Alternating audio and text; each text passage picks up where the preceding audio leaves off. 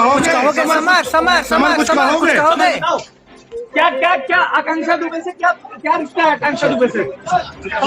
नमस्कार प्रणाम दोस्तों। अभी समर सिंह हो गए गिरफ्तार। समर सिंह अपना बयान में बताया कि उस दिन पार्टी मेरा ही था। जब समर सिंह से इंटरव्यू लिया गया तो समर सिंह बताया कि मेरा थोड़ा सा झगड़ा हुआ था आकांक्षा दुबे के साथ। जो आकांक्षा दुबे के रूम में छोड़ने गया वो आदमी मेरा भी था। समर सिंह को कहना है उस पार्टी में थोड़ा सा झगड़ा हुआ और आकांक्षा दुबे उधर से गुस्सा होकर चली गई। समर सिंह को कहना है कि उस रात को क्या हुआ कि मुझे पता नहीं। और समर सिंह के पास कॉल आता है कि आकांक्षा दुबे के साथ ऐसा हो गया है। अभी समर सिंह से पूछा जा रहा है कि किसका हाथ है इसमें। बहुत जल्द सच्चाई सामने आएगा।